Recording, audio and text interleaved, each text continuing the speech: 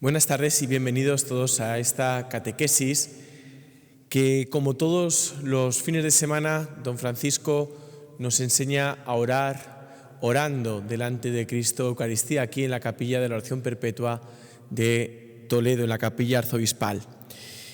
Estamos en la catequesis número 142 y en este curso estamos profundizando, estamos aprendiendo a orar con los grandes maestros peregrinos de esperanza que nos encontramos en el Antiguo Testamento. Esta semana vamos a profundizar en el personaje bíblico de Isaías, porque Isaías responde a la vocación de profeta a la que el Señor le llama y le envía, expresando su disponibilidad absoluta. Heme aquí, envíame. El versículo o el capítulo, mejor dicho, que esta semana os proponemos a todos para que hagamos un poco de lección divina también, a luz de la catequesis y de las palabras que también nos dará don Juan Félix, es el capítulo 6 de Isaías, que dice así: El año de la muerte del rey Ocías, vi al Señor sentado sobre un trono alto y excelso. La orla de su manto llenaba el templo. Junto a él estaban los serafines, cada uno con 6 alas. Con 2 alas se cubrían el rostro, con 2 el cuerpo, con 2 volaban. Y se gritaban uno a otro diciendo: Santo, Santo, Santo es el Señor del universo. Llena está la tierra de su gloria. Temblaban las jambas y los umbrales al clamor de su voz, y el templo estaba lleno de humo. Yo dije: ¡ay de mí, estoy perdido! Yo, hombre de labios impuros, que habito en medio de gente de labios impuros, he visto con mis ojos al Rey, Señor del universo. Uno de los seres de fuego voló hacia mí con un ascua en la mano que había tomado del altar con unas tenazas. La aplicó a mi boca y me dijo: al tocar esto tus labios, ha desaparecido tu culpa, está perdonado tu pecado. Entonces escuché la voz del Señor que decía: ¿a quién enviaré? ¿Y quién irá por nosotros? Contesté: aquí estoy, mándame. Él me dijo: ve y di a esta gente: por más que escuchéis, no entenderéis, por más que miréis, no comprenderéis. Embota el corazón de esta gente, endurece su oído, ciega sus ojos, que sus ojos no vean, que sus oídos no oigan, que su corazón no entienda, que no se conviertan y se sanen. Pregunté: ¿hasta cuándo, Señor? Me respondió: hasta que las ciudades queden devastadas y despobladas, las casas sin gente, los campos yermos. Porque el Señor alejará a los hombres y crecerá el abono en el país. Si aún quedara una 10ª parte, también será exterminada. Pues escuchemos ahora la presentación que don Juan Félix nos hace de este personaje bíblico de Isaías.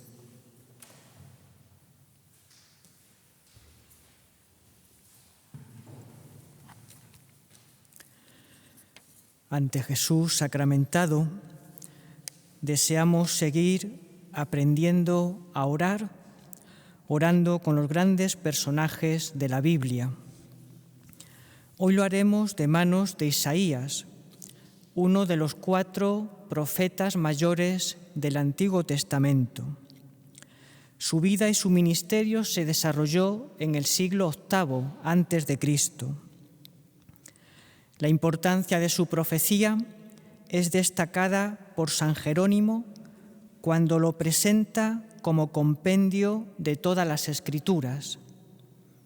Dice San Jerónimo: Isaías abarca todos los misterios del Señor.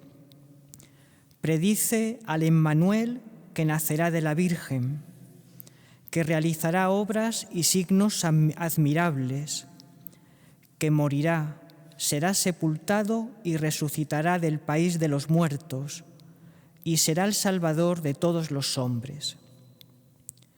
Por ello, San Agustín dirá que este profeta es más evangelista que profeta. Pues bien, el inicio de su ministerio tiene lugar precisamente en la oración. La encontramos narrada en el capítulo 6 de su libro. Isaías era consejero real.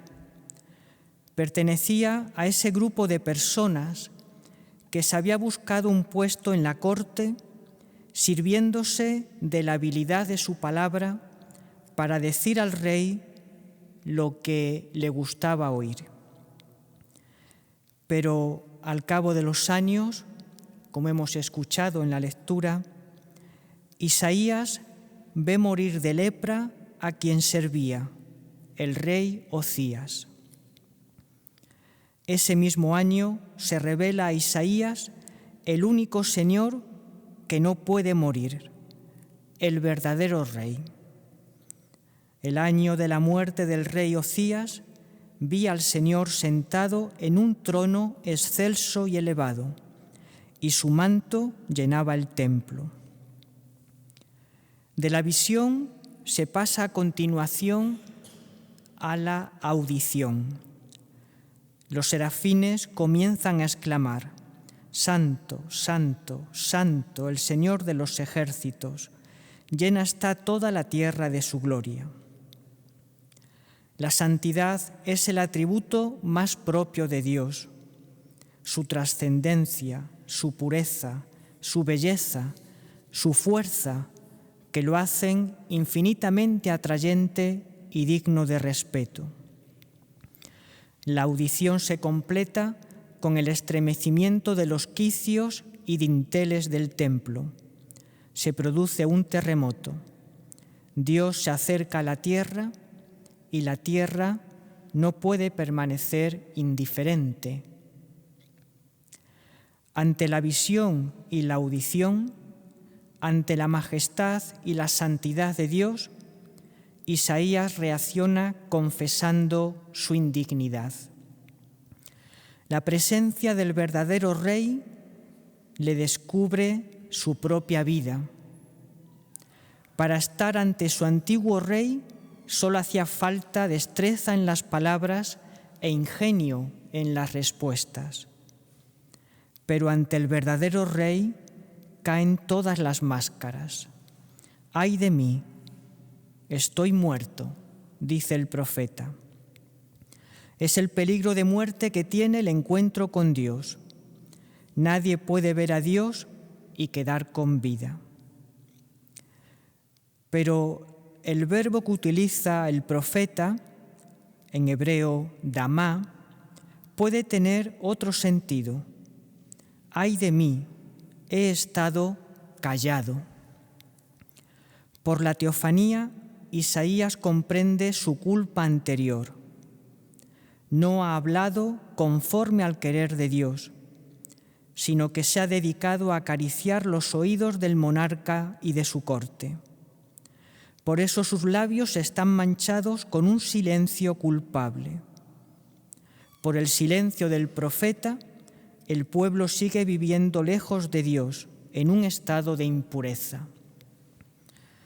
Así pues, ante Dios, en el clima de oración, queda al descubierto la vida anterior de Isaías. Era un cortesano vendido al poder. No era un verdadero profeta.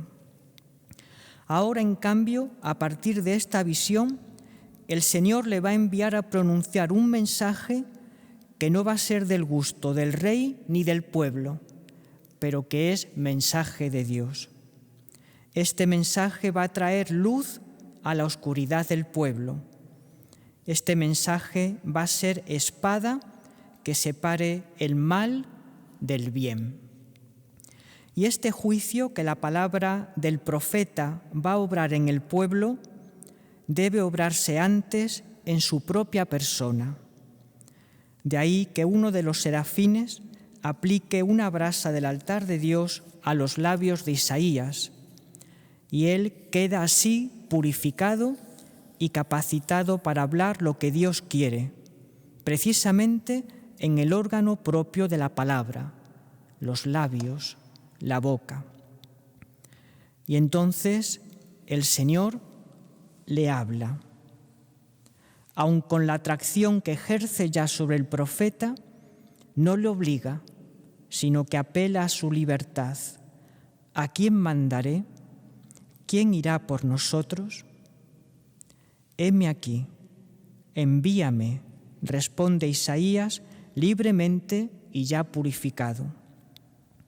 Heme aquí es la aceptación de la misión, la confesión de la completa disponibilidad a los planes de Dios, como en la llamada a Moisés, a Samuel, a María. La vocación de Isaías y toda vocación es siempre el encuentro de dos voluntades, la sintonía de dos corazones que confluyen en un mismo deseo, la salvación de los hombres. Y este encuentro de voluntades, de corazones, tiene su ámbito natural y privilegiado en la oración, que nos descubre el corazón de Dios y bajo su luz también el nuestro. Siempre me ha fascinado la vida de Isaías, este gran profeta. Desde que lo meditamos y lo reflexionamos y lo proclamamos, sobre todo en el Adviento. Qué hermosos los pies del mensajero que anuncian la paz. Después de escuchar la introducción magnífica de nuestro biblista sobre el profeta Isaías, yo creo que está claro cómo aprender a orar orando con el profeta Isaías. Yo haría como 3 puntos muy sencillos. Primero es el hombre fascinado por lo absoluto, fascinado por el Dios que permanece, por el Dios que nunca falla, como le había fallado él, el rey leproso, que pensaba que el reino se le iba a morir y se le murió. Es el hombre que vive una purificación interior muy grande, en la línea, pues lo que podemos decir de Juan de la Cruz, de Santa Teresa, de todos los místicos cristianos, en esa purificación que nos va a dar lugar al encuentro después con el Señor de la vida. Él se purifica, sabe que ha sido infiel en muchas cosas, sabe que ha guardado silencio cuando tenía que hablar, sabe que ha hablado cuando no tenía que hablar.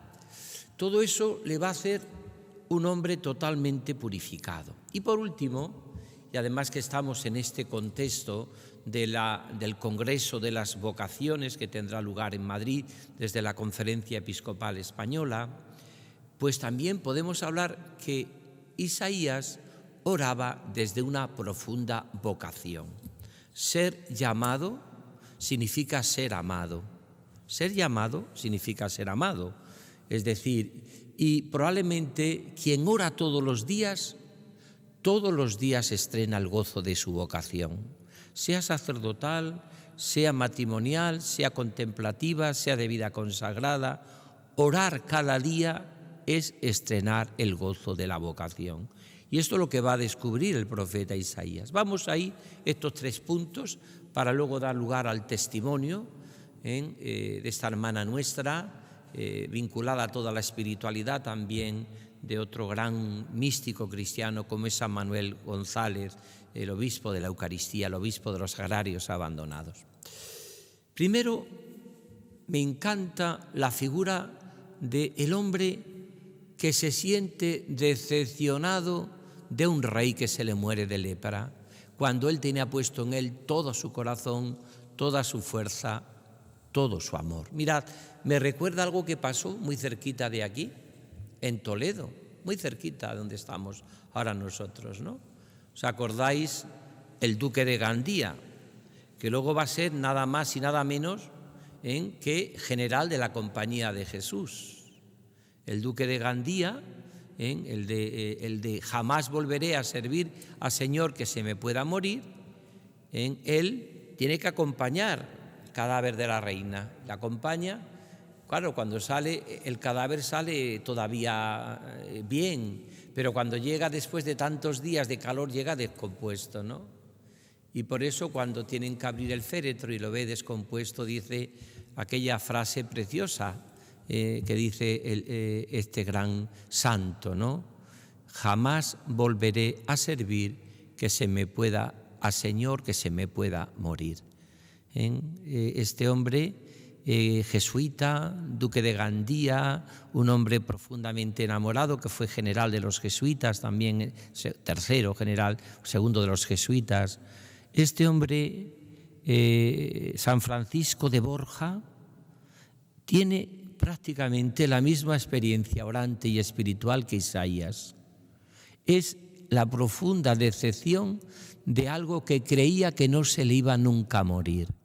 Y como a Isaías se le muere su rey leproso, a San Francisco de Borja, entonces duque de Gandía, se le muere su reina, que estaba considerada la más bella de Europa. Pero cuando descubre que se muere incluso lo que tenemos puesto el corazón, aquel duque de Gandía, como Isaías, dice: no volveré a servir a Señor que se me pueda morir. Esta es la primera experiencia que tenemos todos de oración y de la vida, ¿no? Es decir, Isaías era un hombre bueno, un hombre que un gran servidor, servidor y servil un poco, ¿no? Por lo que luego vamos a ver en la purificación también, que era un hombre que en cierta manera vivía demasiado complaciente en muchas cosas que no estaba de acuerdo. Necesitaba también ser purificado su corazón. Pero mientras tanto él vive con una especie como de obnubilación de lo que es el ser humano, de lo que son los reyes, de lo que son los poderosos de la tierra. Y sin embargo él se da cuenta de que el único que nunca muere, el único que permanece, el único que verdaderamente vale la pena entregar la vida, el único que verdaderamente después de todas las tormentas viene Él y viene la calma, es el Señor. Y por eso yo creo que esta figura del profeta Isaías, el gran profeta, probablemente dentro de los grandes profetas junto con Jeremías, pues nos recuerda esto que es precioso para nuestra vida y algo que a mí por lo menos me conmueve. Dios es, el Dios de Isaías es como el Dios de todos los orantes, el Dios de lo absoluto, el Dios que permanece, el Dios que no muere, el Dios que está escuchando el latido de mi corazón, el Dios que permanece cuando todo el resto muere, el Dios que es mucho más allá que lo que él había puesto de corazón en aquel rey, que cuando le llega la lepra, como le llega a todo el mundo la muerte y la enfermedad, Isaías se queda más solo que la una. Como nos puede pasar también a nosotros cuando damos el corazón a aquellas cosas o a aquellas que se nos puede morir. Segundo, el profeta Isaías tiene que pasar por una experiencia de purificación de su vida. Y esto también forma parte de la oración. Mirad, todos los orantes, todos hablan de un tiempo de purificación. Se llame noche oscura, como la llama Juan de la Cruz, se llama las moradas, Teresa de Jesús, se llama la escala interior, da igual. Se llame, como hacía Garrigou-Lagrange, las tres edades de la vida interior, vía iluminativa, vía purificativa, vía unitiva. También habla Garrigou-Lagrange de la vía purificativa. Es decir, en toda experiencia del hombre orante tiene que haber un momento de purificación que ocurre precisamente y preciosamente con el profeta Isaías. ¿Cuál es la purificación de este hombre? Que al contraste con el absoluto del amor de Dios descubre su pequeñez, su pobreza, su miseria, su nada. Y esto, cuando uno, a pesar de eso, permanece fiel a los proyectos de su amor, pues es cuando esa purificación va a dar lugar a que Isaías, confrontando su vida con la del Señor, acabe purificando su corazón e identificándose en esa vía después de la purificativa, la vía unitiva con el Señor. Esto también es muy importante en la vida espiritual y en la vida nuestra de los orantes. Es muy importante porque porque mirad, si hemos estado atentos en la introducción que ha hecho don Juan Félix, magnífica como siempre, si os habéis fijado, él dice que Isaías comienza por ver lo incoherente que ha sido su vida. Mirad, cuanto más cerca está uno de la luz, más descubre su propia oscuridad. Esta es la purificación. Santa Teresa de Jesús entonces pone un ejemplo, y muchos místicos, que es muy sencillo, muy simple. Haced vosotros la prueba. Coger un vaso de agua, llena de agua, y ponerla a la luz de un reflector, quitando el agua si está embotellado. Me refiero a un agua de una fuente, el agua del grifo. ¡Hoy qué agua más limpia, más cristalina! Ponéis el agua y lo ponéis al reflector de una luz y descubrís que esa agua no es tan limpia ni tan pura como parecía. Ahí se ve como unas motas, como unos pozos, dice Teresa de Jesús. Se ve como unas impurezas que hay en el agua, que no se ven a primera vista. Bueno, pues esto ocurre con Isaías y ocurre con todos los grandes místicos. En la confrontación con el amor de Jesús, uno descubre, por ejemplo, tan bonito como se decía en la introducción, que ha callado cuando tenía que hablar, que ha hablado cuando tenía que callar, que ha dicho cosas que no debería decir, que cosas que debería de decir no las ha dicho. En el fondo descubre su incoherencia, que le ha dado mucho jabón a veces a sus servidores, a sus señores, que a veces tenía que haber denunciado y no ha denunciado, que a veces tenía que haber anunciado y no ha anunciado. Y eso es lo que se llama la purificación interior, que Santa Teresa llama las moradas, hasta llegar a la octava, que es la vía unitiva con el Señor, que Juan de la Cruz habla de noches tórridas, de noches de purificaciones, de los sentidos activa y pasiva, y que Garrigou-Lagrange habla de la vía purificativa, que viene después de la iluminativa y antes de la unitiva. Y esto es un poco la experiencia que tiene preciosamente Isaías, lo cual significa cómo a través de estos maestros de la Biblia vamos aprendiendo un camino de oración seguro basado en la palabra de Dios y basado en la experiencia de los santos y de los místicos. Y es así donde aprendemos a orar orando. Isaías tiene que purificarse y él dice, fíjate, hasta los labios tiene que purificar. Tiene que purificar porque no ha sido fiel al Señor. Ha vivido muchas cosas que no eran las que Dios quería, que es un poco también nuestra propia experiencia. Y que por otra parte no tenemos que hundirnos. Cuando llega un día de tormenta, de lluvia profunda y abres un grifo, el grifo sale con mucha tierra, sale como chocolatada el agua por las tuberías. ¿Y qué hace uno? Ir vaso por vaso limpiando el agua, que no. Te acabarías toda la vida y no acabaría nunca de purificar las aguas que hay depositadas en las cañerías. Lo que hace es abrir más el agua y después de 15 minutos, 20 minutos saliendo agua, al final ha salido todo el agua y ha quedado purificada la tubería. Esto es un poco lo que tiene que hacer el místico, el hombre de Dios. Tiene que abrirse más al Señor.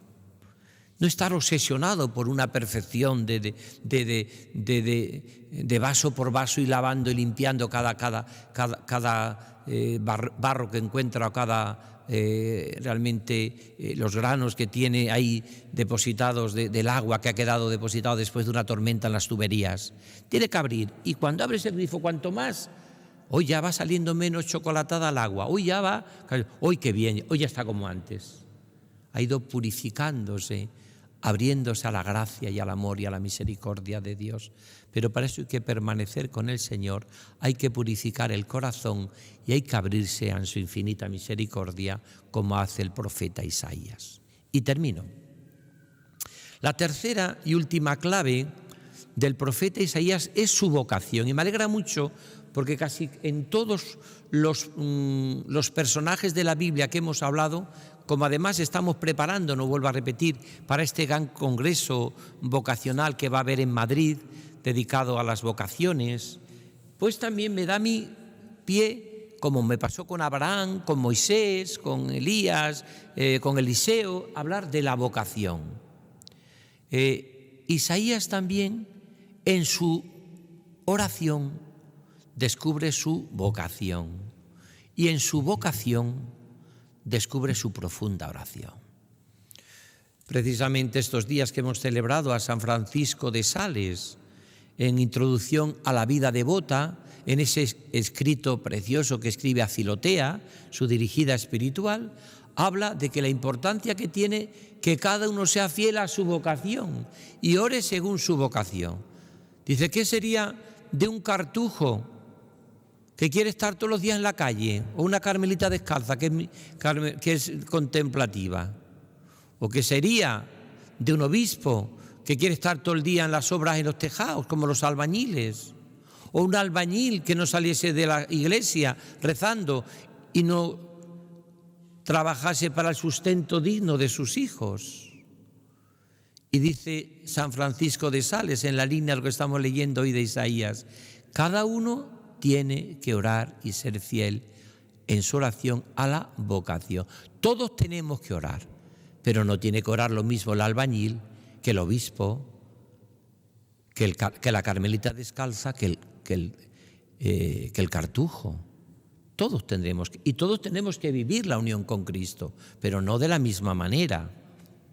Está claro que para una religiosa contemplativa, una monástica, el claustro es muy importante, pero para un laico el claustro tiene que ser la calle, su trabajo, su familia, su hogar, su vida. Tiene que ser eso. Y su comunidad tiene que ser su familia, su mujer, sus hijos. Entonces, ¿qué es lo que va a descubrir Isaías? Mirad, Isaías es un hombre que tiene una vocación que para mí también San Pablo la va a repetir, y él la tiene muy clara. ¿Qué tienes que no hayas recibido? ¿Por qué te engríes como si no lo hubieses recibido? Todo lo que hemos recibido, lo hemos recibido del amor de Dios. Y eso es lo que te hace vivir con un gran agradecimiento, lo que el Papa Francisco llama memorioso, ser memoriosos. Te hace vivir con un gran agradecimiento al Señor y, por otra parte, con un sentido de indignidad y de humildad.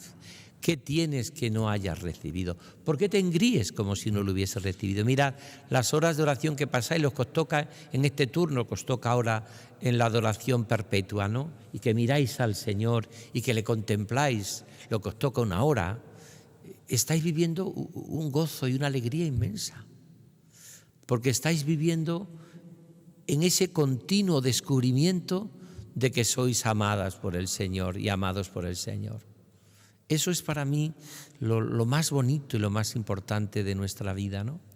Y Isaías descubre que toda vocación comienza con que Dios se enamora de mí, se ha enamorado de mí, me ha seducido el Señor, ha sido más fuerte que yo y me ha podido. Pero por otra parte, Isaías descubre en esa llamada, y en esa indignidad, descubre también tanto amor como el Señor le tiene. Descubre también en esos momentos que soy indigno de tanto amor recibido, ¿no? Y ahí se descubre lo que va a ser la vida de este gran profeta, ¿no? Es decir, él tiene una vocación en la cual va a ir descubriendo que él tiene sus proyectos, incluso diríamos sus caprichos, incluso diríamos lo que él se ha ido formando, incluso lo que él querría llevar a toda costa para que Dios echase agua bendita en sus proyectos y que a veces no le salen. Pero por otra parte, en la lucha que tiene Isaías contra el Señor, ha sido más fuerte el Señor y le ha podido. Y le ha podido. De tal manera de que la vocación de Isaías, después de haber sido ese encuentro cuando se le muere el rey leproso, después de que ha pasado una etapa de purificación hasta en sus labios impuros, soy un hombre de labios impuros, hasta llegar, por ejemplo, a lo más profundo de esa vivencia que tiene, que es esa vocación, va a descubrir que lo que tiene que vivir son los proyectos de su corazón que subsisten de edad en edad, los proyectos del corazón de Cristo subsisten de edad en edad. Y ya va a descubrir que tenemos también que descubrirlo nosotros también en nuestra vida de oración, que es el Señor el que tiene que llevar los resortes de nuestra vida, que es el Señor el que tiene que marcar nuestra vida. Y nosotros tenemos que decir como María, creer en el Dios de lo imposible, como Juan de la Cruz, como Teresa, como los grandes orantes, como Edith Stein, como Charles de Foucault, como Carlos Acutis, como todos los grandes orantes. Aquí estoy para hacer tu voluntad. Me has seducido, Señor, y me he dejado seducir. Yo tengo mis proyectos, pero tú tienes los tuyos que son los mejores. Y al final se va a cumplir tu voluntad, no la mía.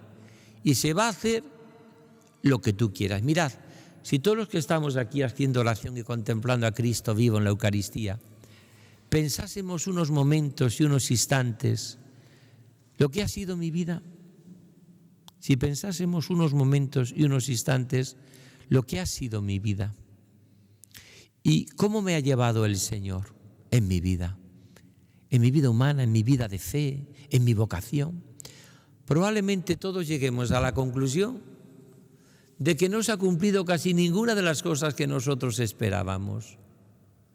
Y probablemente muchas cosas que no esperábamos se han cumplido con creces. Y estamos convencidos de que si tuviésemos que repetir, le diríamos al Señor, todo lo ha hecho bien. Pasó haciendo el bien. Y aunque hubo cosas que en su momento no las entendí, ahora las entiendo perfectamente. Habla, Señor, que tu siervo te escucha.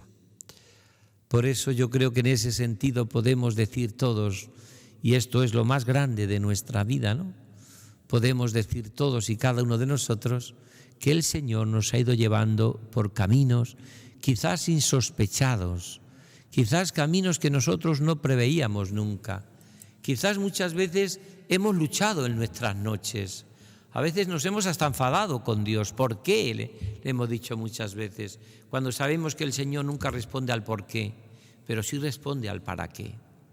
Y para qué es que para los que aman a Dios todo les sirve para su bien. Todo les sirve para su bien, para los que aman al Señor.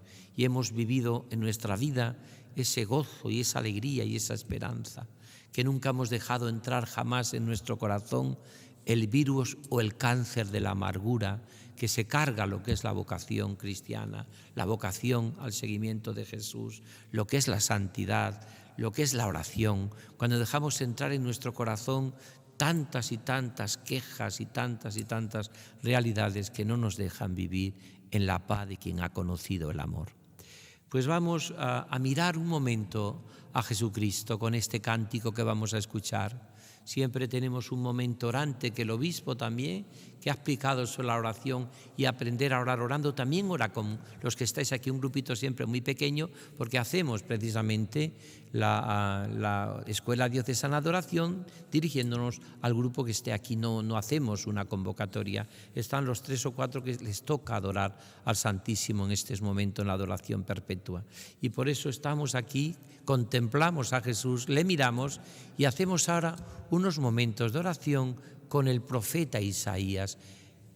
También yo he servido a tantos señores que se me pueden morir y ahora vivo en mi oración prendado del absoluto que es el amor de Dios, que no se me puede nunca morir. También yo he purificado mi alma y mi corazón porque muchas veces no he vivido la coherencia y no he sido fiel a los proyectos de su corazón que subsisten de edad en edad. Y por último, me ayuda mi oración diaria y continua a vivir la vocación de seguir a Cristo. En el camino, como nos recuerda tan preciosamente el lema de este congreso vocacional que va a haber en Madrid, ¿a quién pertenezco? ¿De quién soy? ¿A quién pertenezco? ¿De quién soy? Esa es toda vocación. Pertenezco al Señor, como diría el profeta Isaías, y vivo desde esa pertenencia al Señor mi vocación sacerdotal, vida consagrada, misionera, matrimonial, laica o laico que me he comprometido a vivir en el seguimiento de Jesús, entregando mi vida a distintos aspectos. Cada uno, cómo vive esa vocación de seguimiento de Jesús a través de las claves que nos da el profeta Isaías.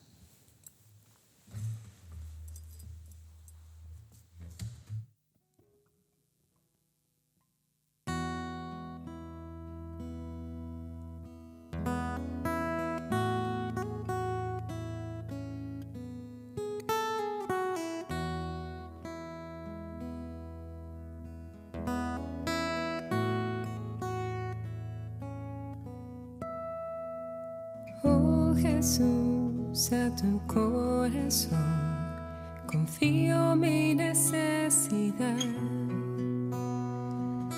Mírala y después deja tu corazón actuar. Oh Jesús, yo cuento contigo, yo confío en ti. Oh Jesús, de ti estoy seguro, yo me entrego a ti. Tú que has dicho, si quieres agradarme, confía en mí. Si quieres agradarme más, confía más, inmensamente más. Confía más, inmensamente más. Confía. Las almas que confían en ti serán recompensadas por ti. Sagrado corazón de Jesús, yo confío en ti. Las almas que confían en ti serán recompensadas por ti. Sagrado corazón de Jesús, yo confío en ti. No habrá confusión que dure por siempre.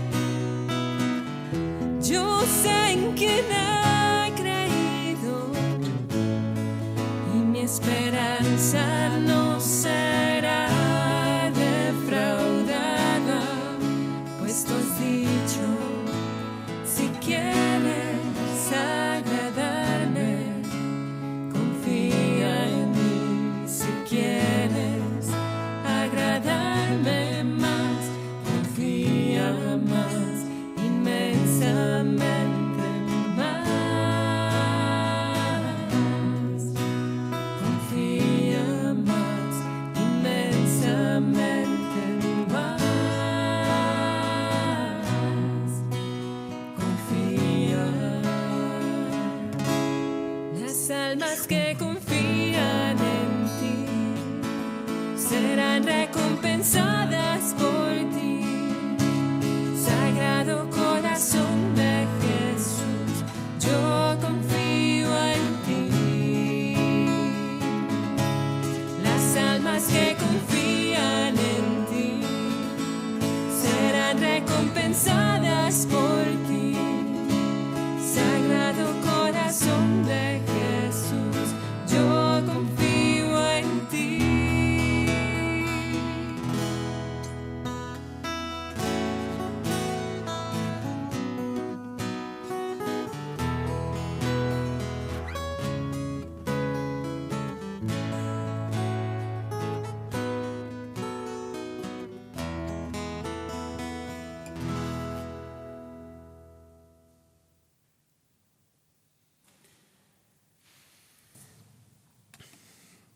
Después de esta catequesis que nos acaba de dar don Francisco sobre el profeta Isaías, esa lección divina que hacíamos del capítulo 6, vamos a adentrarnos ahora en el testimonio que, como todos los sábados, presentamos. Hoy traemos el testimonio de Inmaculada Carapeto Abad, madre de Diego David Díaz Carapeto, suegra de Nuria y suegra de María del Sagrario y abuela de Misael. Ella es jubilada, era profesora de GB y actualmente tiene un montón de tareas en la parroquia Santa María la Mayor de Talavera de la Reina. Es la presidenta de los María de los Sagrarios en Talavera, es catequista y también ejerce funciones de sacristana en la colegial.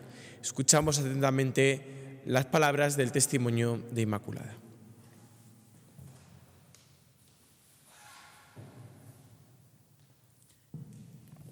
Nací en una familia cristiana, con un cristianismo comprometido. Mi padre de Acción Católica, visitando a los presos enfermos en la cárcel. Mi madre, María de los Sagrarios y enfermera, cuidando y atendiendo a los enfermos de las chabolas y poblados más pobres de Talavera. Si el cuidado de un enfermo se hacía un domingo, no teníamos más remedio que ir con ellos. Nosotros nos quedábamos como niños jugando fuera con los demás niños mientras esperábamos a nuestros padres. Todavía, a pesar de los años, recordamos en casa las palabras de mi padre. Nos decía: no hay nadie por encima de vosotros, pero tampoco por debajo. Todos somos iguales ante los ojos de Dios y a todos debemos aceptar y querer como Él nos enseñó. Y también nuestra madre nos decía: le llevamos las medicinas para curar el cuerpo, sí, pero también les llevamos la medicina o les hablamos de la medicina del alma, que es Cristo Eucaristía. Y si alguna vez os sentís sin fuerzas, id al sagrario, que allí encontraréis la tranquilidad. Pues así, en este ambiente me crié, pero llegó la adolescencia, la juventud, y con ellas llegó la rebeldía. Iba a misa, sí, porque me lo habían enseñado, porque si no estaba en pecado mortal, pero era de cumplimiento. Como la palabra dice, cumplo y miento. Yo entraba en la iglesia, pero en ese momento quizás la iglesia entraba poco en mí. El Señor me puso un grave acontecimiento en mi vida. Tenía ganas de atraparme. En cuestión de 6 días quedo huérfana de padre y viuda con un niño de casi 3 años. Era una soledad y un dolor tan intenso que por mucho consuelo que te dieran, no te llegaba. Y me acordé de las palabras de mi madre: ve al sagrario. Y allí, en la soledad de la iglesia, ante el sagrario, ante Cristo Eucaristía, vivo y resucitado en el sagrario, podía encontrar las fuerzas para continuar. Buscaba un camino en la iglesia, no sabía qué le tenía o no quería saberlo. En casa veía cómo las Marías de los Sagrarios de Talavera cada vez eran más mayores, necesitaban ayuda para estos nuevos tiempos. Empezaba Internet, casi todo se hacía por ordenador. Bueno, pues yo puse mis conocimientos a su servicio, ayudándolas. Ayudaba a mi madre, las acompañaba en sus retiros, en sus viajes, en todos sus actos. Pero, aunque lo sabía dentro de mí, estaba cegada porque yo me negaba a ser María de los Sagrarios. ¿Ser María de los Sagrarios como mi madre? No, nunca. Y prácticamente así se lo dije a un sacerdote de mi parroquia, jactándome incluso de ello. No me acuerdo de sus palabras porque de esto hace ya casi 15 años, pero sí recuerdo la seriedad de su rostro y la fuerza con que esas palabras calaron en mi corazón. Cómo el Señor me había atrapado. Y ante el sagrario le pedí discernimiento. Bien, Señor, si este es el camino, a pesar de la lata que te dando diciéndote que no, porque en mi interior lo sabía, aquí estoy para hacer tu voluntad. Pasados unos cuantos meses, me impusieron la medalla de María de los Sagrarios y empecé a conocer más profundamente las enseñanzas de San Manuel y sus escritos. Hoy puedo dar gracias a Dios por todas aquellas Marías, algunas ya fallecidas, otras enfermas, otras en residencias, otras en activo, porque me enseñaron con su ejemplo a gustar, a paladear, a vivir y a llenarme del corazón eucarístico de Cristo vivo en el sagrario. Y eso es lo que puedo hacer hoy, como decía San Manuel, eucaristizar, volver a un pueblo loco de amor por la Eucaristía, lo que hicieron aquellas Marías conmigo. Ahí, en el sagrario, es donde mis penas se convierten en alegrías, mi cansancio en descanso, mi soledad en una gran compañía.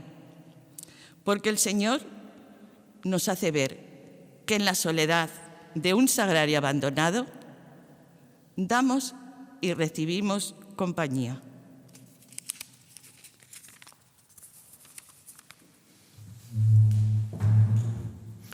El testimonio de esta hermana en este día de la Escuela Diocesana de Oración nos ha a todos hecho descubrir lo que es el objetivo de esta escuela, que es aprender a orar orando. Y la adoración eucarística, la contemplación de Jesús en la Eucaristía, nos ayuda a todos a vivir siempre para ser peregrinos de esperanza. Orar siempre es recuperar la esperanza. Cuando dejamos de orar, dejamos de esperar.